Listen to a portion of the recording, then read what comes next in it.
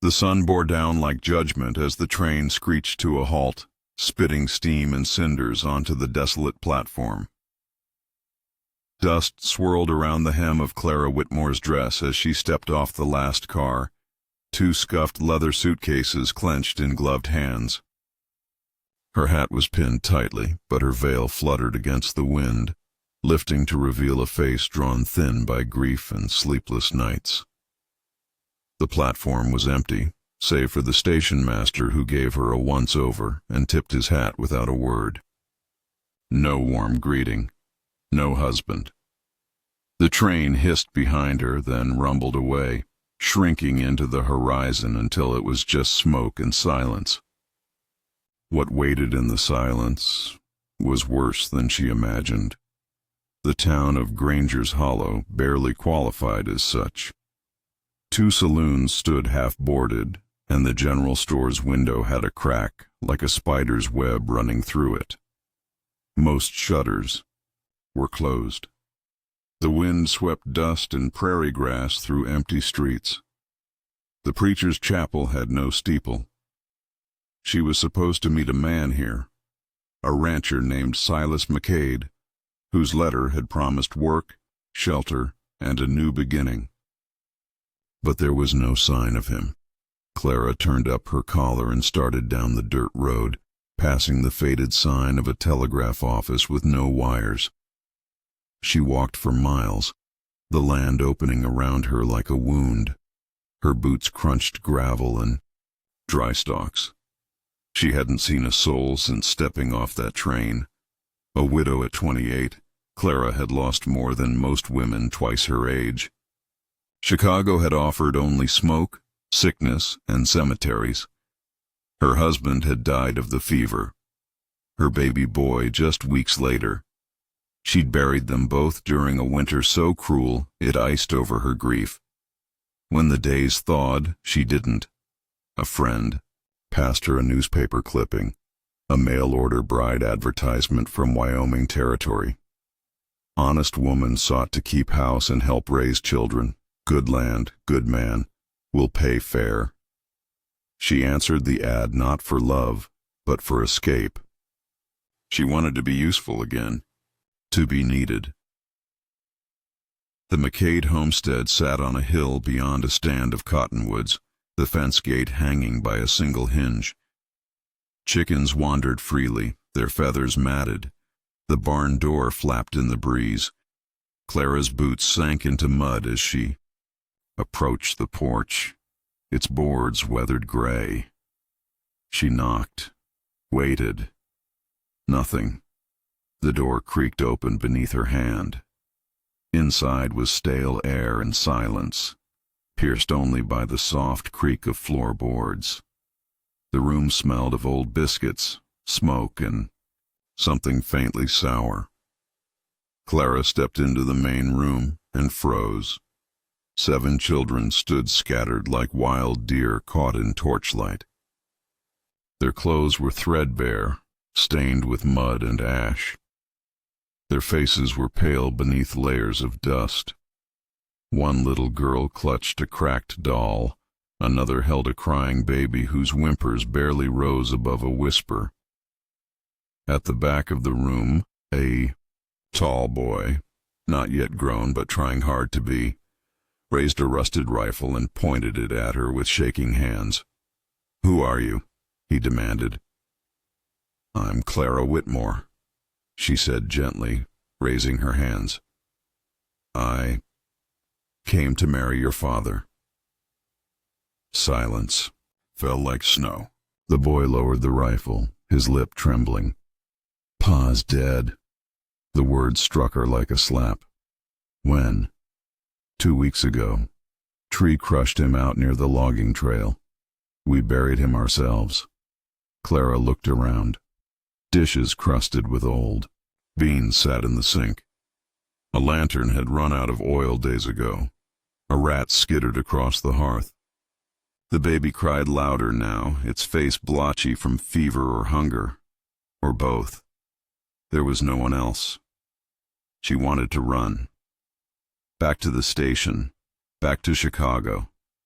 Anywhere but here. but something in her knees refused to move.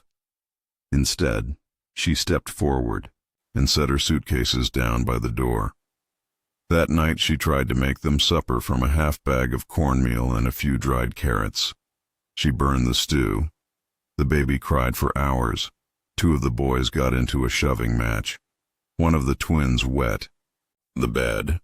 Clara lay awake on a straw mattress in the loft, arms wrapped around herself as wind moaned through the shutters. In the quiet, she found a letter beneath Silas's mattress, folded twice, stained with fingerprints. It was the one he'd written. Her. Clara, if you are reading this, it means I've done something right, or something wrong. I'm not much for words, but I can offer a roof and purpose. My children need more than I can give them alone. Maybe we both do. I hope you'll come. She clutched the letter to her chest, staring into the darkness. I came for a husband, she whispered to the dying fire. I found a grave, and 7 souls more lost than I am.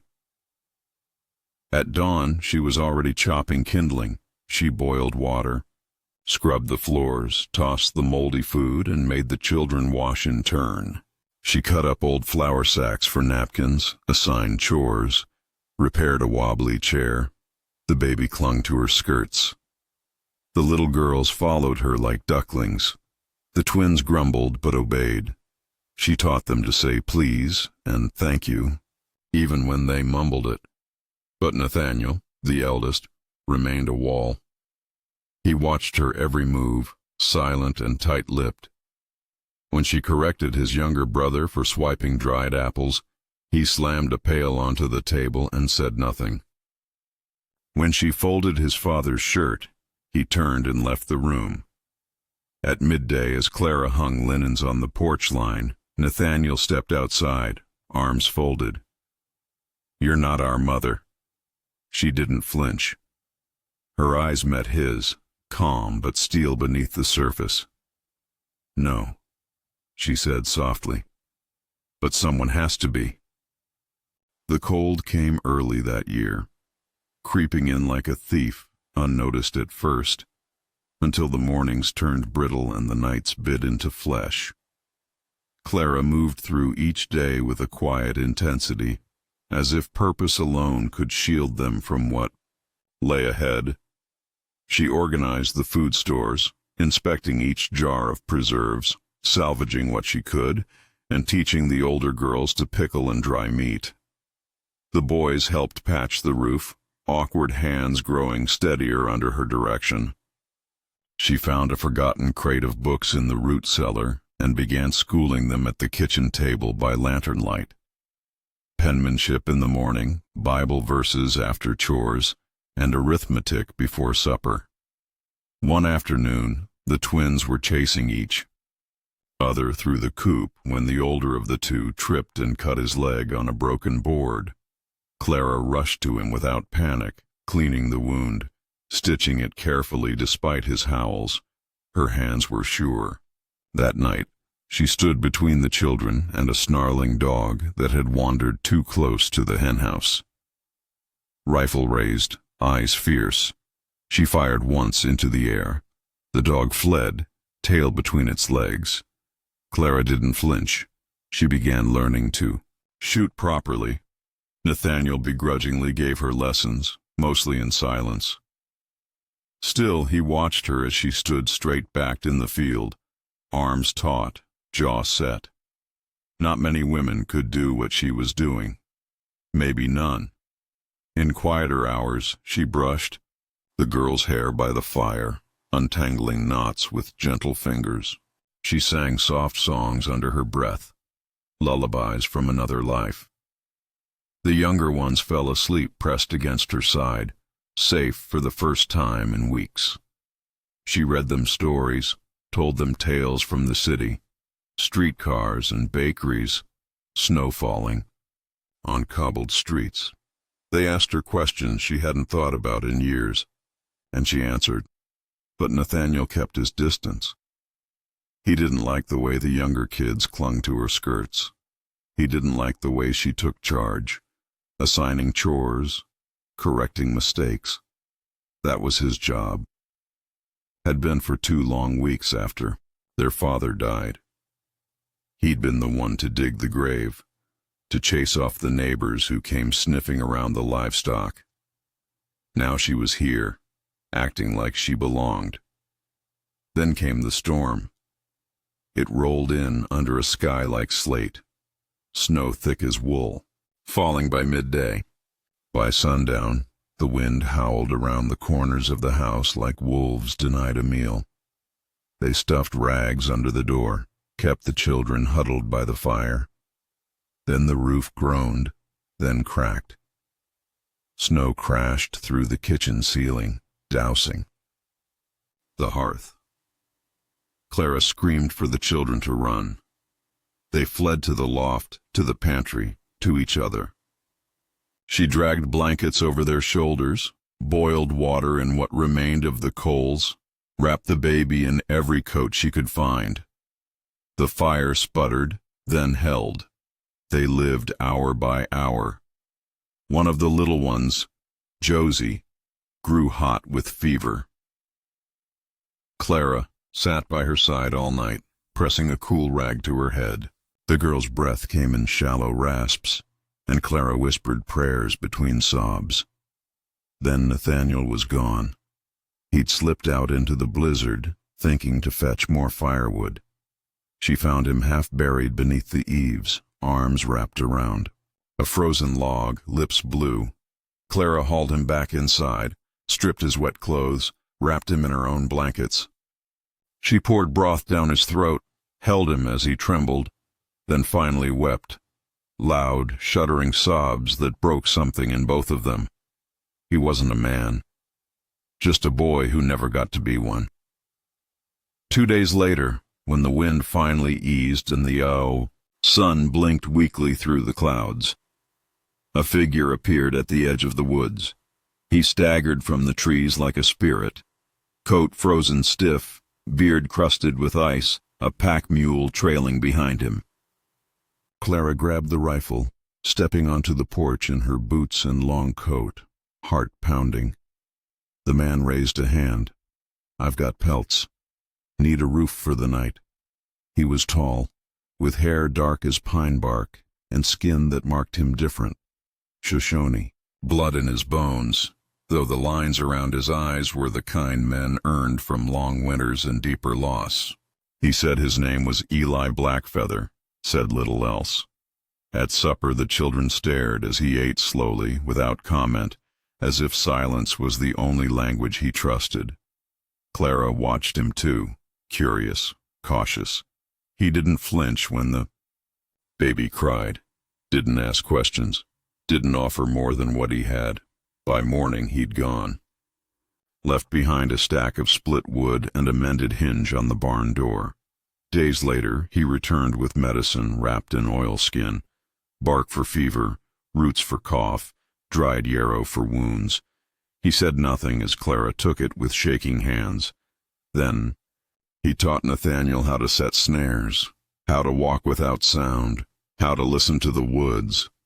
They spoke in short phrases, most of the time working without words. But Nathaniel's posture changed. His shoulders eased. He smiled once, when Eli showed him how to whistle through his fingers. Clara watched from the porch, arms folded, eyes soft. That night, when the others had gone to sleep, Clara stood alone in the barn. She knelt by the stall, face in her hands. The memories came without warning, the cold metal of her baby's crib, the doctor's mask, the sound of her husband coughing blood, the wagon that came to collect bodies, the hole in the earth where they'd laid her world to rest. She whispered, not to the wind, but to something higher, or maybe lower. "Why did you take my baby and leave me with 7 more? Behind her, a faint rustle. Eli had come to feed the mule but said nothing when he heard her. He stood still in the shadows, then turned and left without a sound. The next morning, Clara found a small carved bird on her doorstep. simple, delicate, whittled from pine. Its wings were outstretched in flight. She held it to her chest for a long time. Spring was still a rumor, but the thaw had begun, and Clara, bit by bit, was learning how to breathe again. The rumble of hooves echoed down the canyon trail, drawing uneasy glances from townsfolk and dust from the road. Clara paused at the pump, her hands wet with water and soap, heart already sinking. She recognized the look of trouble. Men who rode like they owned the land, eyes that took without asking. 3 of them, dust-choked and crooked-toothed, rode straight into town. One wore a coat stitched with red thread, distinct, unmistakable. Silas had mentioned him once in the letter. Boone, a drinking partner turned dangerous. They rode slow, hands near pistols, laughter sour as spoiled milk. They didn't come to talk. "You Clara Whitmore?" Boone called, eyes sliding over her like oil. "You're squatting on what ain't yours." They didn't wait for answers, just kicked over barrels, spit tobacco on the store steps, tore down laundry lines, made their presence known. Nathaniel's fists were clenched before they reached the fence. "We should fight," he growled. "No," Clara said firmly. "Not like this. We don't match their firepower. You'll get yourself killed." But the boys didn't listen. By dusk, Nathaniel and 2 of the older ones had vanished, rifles slung on their backs. Clara's breath caught in her throat as she scanned the tree line. Eli appeared beside her without a word. He seemed to always know. They found the boys behind the ridge, shaking hands, wild eyes, trying to play men against wolves. The outlaws had them cornered. Boone laughed, pulled his pistol. Eli raised his rifle and fired. The bullet slammed into the ground an inch from Boone's boot. "Next one," Eli said quietly. "Won't miss your leg." The men flinched. One of them cursed and fired back, but the shot went wide. A second blast from Eli's rifle took another down by the shoulder. Clara stepped forward, grabbing Nathaniel's arm, dragging him back. The outlaws didn't die, but they limped away, bleeding and beaten. For now. Back at the homestead, Clara wiped blood from Nathaniel's cheek with a wet cloth. He didn't pull away. "I was trying to protect what's ours," he muttered. "You nearly died," she said, her voice soft but sharp. He looked at her for a long moment, then said, quiet as breath, "Ma." The word knocked the air from her. Chester Spring came with slow warmth and longer days. Snow melted into puddles that fed the garden. Clara taught the girls to write their names in chalk on the barn wall. Eli taught the boys to track with eyes and ears instead of guns. They set up fences around the pasture, dug rows for beans and squash. For the first time, laughter returned to the house. Not loud, but real. Nathaniel helped build a chicken coop and offered her a carved spoon one afternoon, shy and proud. Clara smiled and held it like gold. For little Mary's birthday, Clara took an old patchwork quilt and sewed it into a dress. The child twirled through the field like the wind itself. Hair flying, she and Eli didn't speak of feelings. There were no stolen kisses, no declarations. Just glances over coffee, shared silence while fixing a fence post. Trust, not romance, was the bond they built. Then came the night that changed everything. They came back. The outlaws, more of them. This time, drunk, armed, laughing. Boone carried a torch. He flung it onto the barn roof.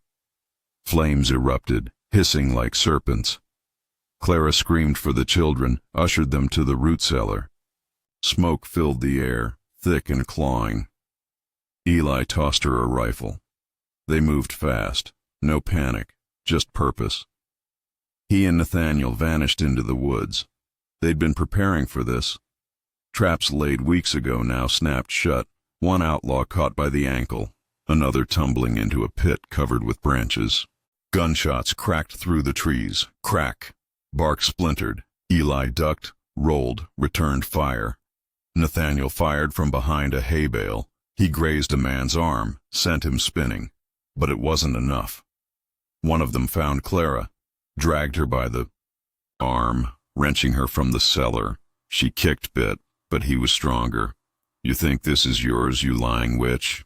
he snarled, dragging her toward the fence. Clara's hand found a broken pitchfork lying in the dirt. She swung. The metal sank into flesh. He screamed, dropped her. Blood soaked her skirt. Her hands trembled. Then Eli was there. His rifle raised, eyes cold, one clean shot. Boone fell. Silent. The others turned and fled into the night. Ash drifted through the air like snow. Clara stood alone in the firelight, smoke curling from her dress. Her hair was wild, her face streaked with soot and tears. The children rushed from the cellar, clinging to her legs, sobbing. She fell to her knees and held them all. The fire burned until dawn, but they were safe. Spring rooted itself in the soil. Foals kicked their first steps in the pasture. New green leaves unfurled like tiny hands. Clara planted a sapling near Silas's grave, a slender pine that reached for the sky. He had brought her here with his words, a desperate letter from a desperate man. She owed him no love, but she owed him this, a life reborn in what he left behind. Nathaniel began journaling, just like she taught. He read aloud one evening on the porch. "Ma says we're not made by what we've lost. We're made by who we choose to stay with." Eli didn't stay. When the thaw was complete and the road clear again, he packed his mule and said little, just nodded once to Clara, then to each child. But he left something behind, a small totem, carved from antler, tucked in the baby's cradle, a bear with a feather across its back. Clara stood on the porch as he disappeared into the trees, wind tugging at her skirts. Her dress was patched, her hands were calloused, her heart was full, and behind her 7 children laughed around a blooming garden, each seed a testament to something not lost, but found.